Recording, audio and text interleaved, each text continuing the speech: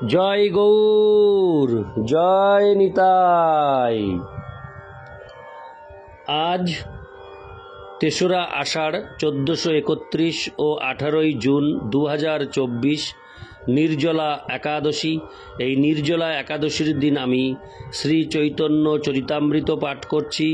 আজ আমি পাঠ করছি শ্রী চৈতন্য চরিতামৃতের আদি লীলা পঞ্চম পরিচ্ছেদ শ্রী নিত্যানন্দ তথ্য নিরূপণের শ্লোক ৬৭ থেকে ৮১। অডিওর শুরুতে আমার সকল ভক্তিমতী মা ও ভক্তবৃন্দের শ্রীচরণে কোটি কোটি দণ্ডবত প্রণাম জানিয়ে একটি কথা বলতে চাই। আপনারা যখন এই অমৃত গ্রন্থের অডিওগুলি শুনবেন বা শ্রবণ করবেন, তখন আপনারা প্রথম থেকে শেষ পর্যন্ত শ্রবণ করবেন। কখনোই কেটে কেটে বা পাস করে করে আপনারা কেউ শ্রবণ করবেন না। তাহলে কিন্তু এই অডিওর যে মূল বিষয়বস্তু, যে আধ্যাত্মিক আনন্দ আপনারা পাবেন না। প্রথম থেকে শেষ পর্যন্ত মন দিয়ে শ্রবণ করলেই আপনারা একটি আধ্যাত্মিক আনন্দ পাবেন। তাই আমি সকলের কাছে অনুরোধ করব, আপনারা অমৃত গ্রন্থ চ্যানেলটিকে সাবস্ক্রাইব করবেন এবং অডিওগুলি প্রথম থেকে শেষ পর্যন্ত শ্রবণ করে কৃতার্থ হবেন, ভগবানের অপার কৃপা লাভ করবেন। নারায়ণ হে নারায়ণ, ভব ভয় হরণম নারায়ণ,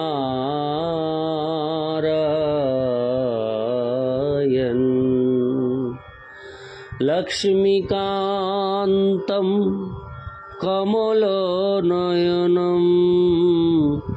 মঙ্গল চরণম নারায়ণ।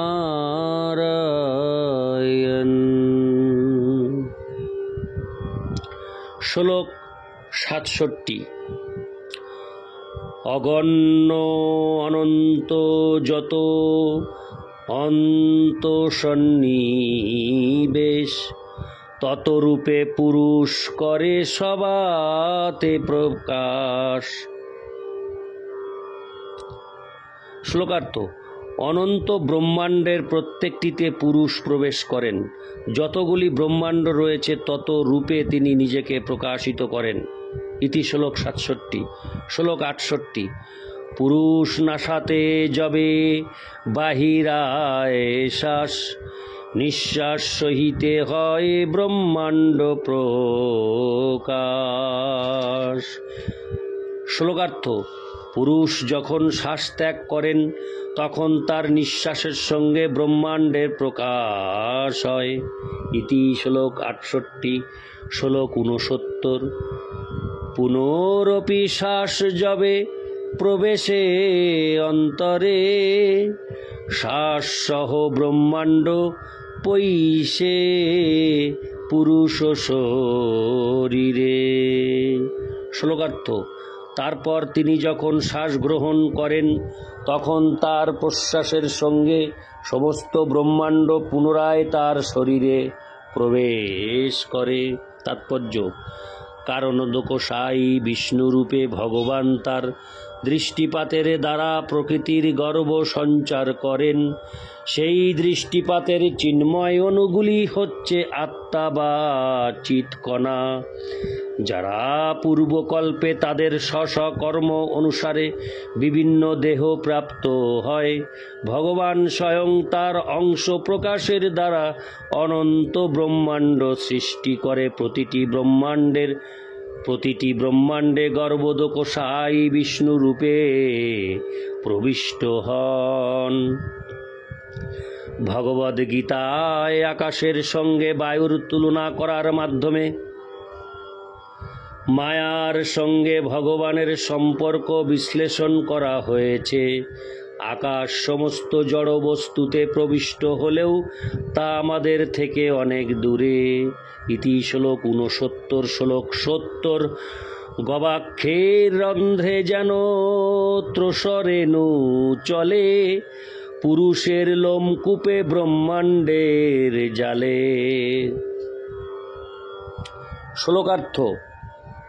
গবাক্ষের রন্ধ্র দিয়ে যেমন অনুসদৃশ ধূলিকণা যাতায়াত করে, তেমনি অসংখ্য ব্রহ্মাণ্ডের জাল পুরুষের লোমকূপ দিয়ে গমনাগমন করে। ইতি শ্লোক 70। শ্লোক 71। যশৈ কনিষ্যসীত কালমথাবলম্ব জীবন্তি লোম বিলোজা জগদণ্ড নাথা। বিষ্ণুর মহান সাইহ যশ কলা বিশেষ গোবিন্দমাদি পুরুষং তমোহং ভজামি। অনুবাদ। ব্রহ্মা ও জগতের অন্যান্য পতিগণ যার লোমকূপ থেকে জন্মগ্রহণ করেন এবং তার এক নিঃশ্বাস কাল পর্যন্ত জীবিত থাকেন, সেই মহাবিষ্ণু, যার অংশের অংশ সেই আদিপুরুষ গোবিন্দকে আমি ভজনা করি। তাৎপর্য: ভগবানের সৃষ্টি শক্তির এই বর্ণনাটি ব্রহ্ম সংহিতা 5:48 থেকে উদ্ধৃত হয়েছে, যা ব্রহ্মা স্বয়ং ভগবানকে উপলব্ধি করার পর রচনা করেছিলেন। মহাবিষ্ণু যখন শ্বাস ত্যাগ করেন, তখন ব্রহ্মাণ্ডের চিন্ময় বীজ তার লোমকূপ থেকে নির্গত হয়। আধুনিক পারমাণবিক গবেষণার যুগে পারমাণবিক বৈজ্ঞানিকেরা হয়তো এই তত্ত্বটি থেকে অন্তত একটু আভাস পাবেন যে পরমেশ্বর ভগবানের দেহ নির্গত চিন্ময় পরমাণু থেকে কিভাবে একটি ব্রহ্মাণ্ড সৃষ্টি হয় এবং তা নিয়ে গবেষণা করতে পারবেন। ইতি শ্লোক 71। শ্লোক 72। কাহং তমো মহোদহং খ চরাগ্নি বাহুর্ভূষং বেষ্টিতাণ্ড ঘট সপ্তবিতস্তিকায় কেদ্রিগ্ধাহ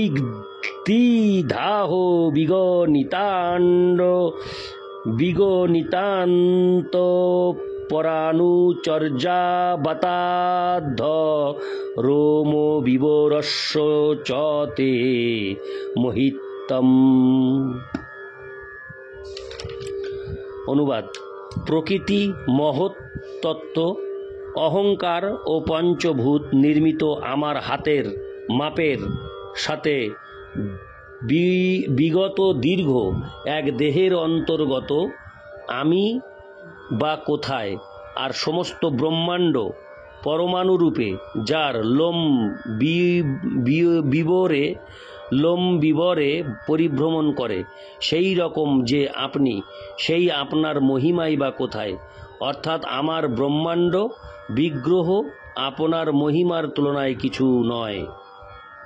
তাৎপর্য: শ্রীকৃষ্ণের গোবৎস এবং গোপসখাদের হরণ করার পর ব্রহ্মা ফিরে এসে যখন দেখলেন গোবৎস এবং গোপবালকরা তখনও শ্রীকৃষ্ণের সঙ্গেই ঘুরে বেড়াচ্ছে, তখন তিনি তার নিজের ভুল বুঝতে পেরে এভাবেই ভগবানের মহিমা কীর্তন করেছিলেন।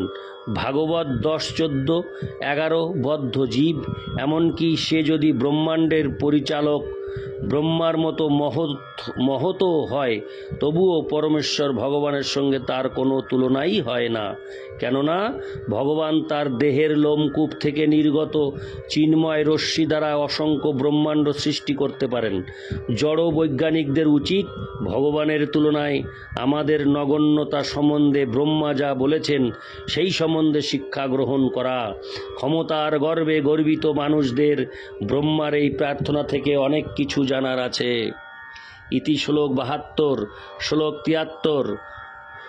অংশের অংশ যেই কলা তার নাম, গোবিন্দের প্রতিমূর্তি শ্রী বলরাম। শ্লোকার্থ: অংশের অংশকে বলা হয় কলা।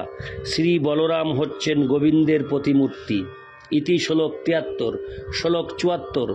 তার এক স্বরূপ শ্রী মহাসংকর্ষণ তার অংশ পুরুষয় কলাতে গণন।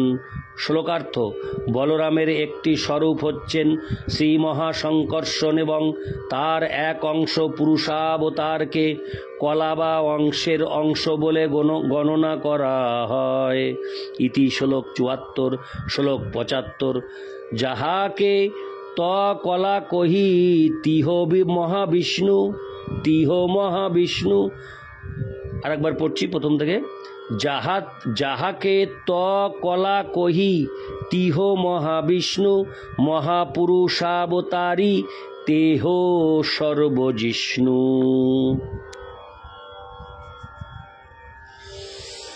শ্লোকার্থ: যাকে আমরা কলা বলি তিনি হচ্ছেন মহাবিষ্ণু, তিনি হচ্ছেন মহাপুরুষ, যিনি অন্য সমস্ত পুরুষের উৎস এবং সর্বব্যাপ্ত। ইতি শ্লোক ৭৫। শ্লোক ৭৬: গর্ভোদ ক্ষীরোদশায়ী দোহে পুরুষ নাম, সেই দুই যার অংশ বিষ্ণু বিশ্বধাম। শ্লোকার্থ: গর্ভোদকশায়ী ও ক্ষীরোদকশায়ী উভয়কেই বলা হয় পুরুষ। তারা হচ্ছেন সমস্ত ব্রহ্মাণ্ডের আশ্রয় প্রথম পুরুষাবতার, কারণ ওদকশায়ী বিষ্ণুর অংশ। তাৎপর্য: পুরুষের লক্ষণ লঘু ভাগবতামৃত গ্রন্থে বর্ণিত হয়েছে। পরমেশ্বর ভগবানের অবতারদের বর্ণনা করার সময় গ্রন্থকার বিষ্ণু পুরাণ ৬:৮-৫৯ থেকে উদ্ধৃতি দিয়ে বলেছেন, আমি পুরুষোত্তম শ্রীকৃষ্ণকে আমার সশ্রদ্ধ প্রণতি নিবেদন করি, যিনি সর্বদাই জড়জগতের দ্বৈত ভাব সমন্বিত ৬টি সমস্ত কলুষ থেকে সর্বতোভাবে মুক্ত, যার অংশ প্রকাশ মহাবিষ্ণু প্রকৃতির প্রতি দৃষ্টিপাতের দ্বারা জড় জগৎকে প্রকাশিত করেন, যিনি নিজেকে বিভিন্ন চিন্ময় রূপে প্রকাশিত করেন, কিন্তু তা সত্ত্বেও তার প্রতিটি রূপই এক এবং অভিন্ন, প্রতিটি রূপই এক এবং অভিন্ন। হরে কৃষ্ণ। যিনি সমস্ত জীবের অধীশ্বর, যিনি সর্ব অবস্থাতেই জড়া প্রকৃতির কলুষ থেকে মুক্ত, তিনি যখন এই জড়জগতে আবির্ভূত হন তখন তাকে আমাদেরই মতো একজন বলে মনে হলেও তার চিন্ময় রূপ নিত্য আনন্দময়। এই বর্ণনার সার সংকলন করে শ্রীল রূপ গোস্বামী সিদ্ধান্ত করেছেন যে পরমেশ্বর ভগবানের যে অংশ প্রকাশ জড়া প্রকৃতির সঙ্গে সহযোগিতা করেন তিনি হচ্ছেন পুরুষ। ইতি শ্লোক ৭৬। শ্লোক ৭৭: বিষ্ণুস্তু ত্রিণী রূপাণি পুরুষাখ্যান্নথো বিদু। আবার প্রথম থেকে পাঠ করছি। বিষ্ণুস্তু ত্রিণী রূপাণি পুরুষাখ্যান্নথো বিদু, একন্তু মহত সৃষ্টি দ্বিতীয়ং দন্ত সংস্থিতম, তৃতীয়ং সর্বভূতস্থং তানি জ্ঞাত্তা বিমুচ্যতে। অনুবাদ: নিত্যধামে বিষ্ণুর তিনটি রূপকে বলা হয় পুরুষ। প্রথম মহৎ তত্ত্বের স্রষ্টা কারণোদকশায়ী বিষ্ণু, দ্বিতীয় গর্ভোদকশায়ী যিনি প্রতিটি ব্রহ্মাণ্ডে অবস্থান করেন, এবং তৃতীয় ক্ষীরোদকশায়ী বিষ্ণু যিনি প্রতিটি জীবের অন্তর্যামী পরমাত্মা। এই তিনটি তত্ত্ব জানতে পারলে জড়জগতের বন্ধন থেকে মুক্ত হওয়া যায়। তাৎপর্য: এই শ্লোকটি লঘু ভাগবতামৃত গ্রন্থ পূর্বখণ্ড ২:৯ থেকে উদ্ধৃত সাতত্য-তন্ত্রের একটি শ্লোক। ইতি শ্লোক ৭৭। শ্লোক ৭৮: যদ্যপি কহিয়ে তারে কৃষ্ণের কলা করি, মৎস্য কুর্মাদ্যবতারের তিহ অবতারী। শ্লোকার্থ: যদিও কারণোদকশায়ী বিষ্ণুকে শ্রীকৃষ্ণের কলা বলা হয়, তবুও তিনি হচ্ছেন মৎস্যকূর্ম ও অন্যান্য অবতারদের অবতারী। ইতি শ্লোক ৭৮। শ্লোক ৭৯। হে তে চাংশ কলা পুংস কৃষ্ণস্তু ভগবান স্বয়ং ইন্দ্রারি ব্যাকুলং লোকং মৃডয়ন্তি যুগে যুগে। অনুবাদ: ভগবানের এই সমস্ত অবতারেরা হচ্ছেন পুরুষাবতারের অংশ অথবা কলা, কিন্তু শ্রীকৃষ্ণ হচ্ছেন স্বয়ং পরমেশ্বর ভগবান। ইন্দ্রের শত্রুদের দ্বারা বিশ্ব যখন প্রপীড়িত হয়, তখন ভগবান তার অংশ কলার দ্বারা যুগে যুগে বিশ্বকে রক্ষা করেন। তাৎপর্য: এই শ্লোকটি শ্রীমদ্ ভাগবত ১:৩-২৮ থেকে উদ্ধৃত। ইতি শ্লোক ৭৯। শ্লোক ৮০। সেই পুরুষ সৃষ্টি স্থিতি প্রলয়ের কর্তা, নানা অবতার করে জগতের ভর্তা। শ্লোকার্থ: সেই পুরুষ কারণোদক সাই বিষ্ণু হচ্ছেন সৃষ্টি স্থিতি ও প্রলয়ের কর্তা। তিনি নানা অবতারে নিজেকে প্রকাশ করেন, কেননা তিনি হচ্ছেন জগতের পালনকর্তা। ইতি শ্লোক ৮০। শ্লোক ৮১। সৃষ্টাদি নিমিত্তে যেই অংশের অবধান, সেই ত অংশের কইহি অবতার নাম। শ্লোকার্থ: মহাপুরুষ নামক ভগবানের যে অংশ সৃষ্টি স্থিতি ও প্রলয় কার্য সাধন করার জন্য আবির্ভূত হন, তাকে বলা হয় অবতার। অডিওর পরিশেষে সকল ভক্তিমতী মা ও ভক্তবৃন্দের শ্রীচরণে দণ্ডবৎ প্রণাম জানিয়ে আমি আবেদন রাখছি আপনাদের কাছে, আপনারা এই ছোট্ট ইউটিউব চ্যানেল অমৃত গ্রন্থকে সাবস্ক্রাইব করে অনেক দূর পৌঁছে যেতে সহযোগিতা করুন, এবং আপনারা যে যেখান থেকে এই অডিওগুলি শ্রবণ করবেন, প্রথম থেকে শেষ পর্যন্ত শ্রবণ করে একটি আধ্যাত্মিক আনন্দ উপলব্ধি করুন। আপনাদের শ্রীচরণে আমার এইটুকুই বক্তব্য। হরে কৃষ্ণ কৃষ্ণ কৃষ্ণ হরে হরে, হরে রাম রাম রাম হরে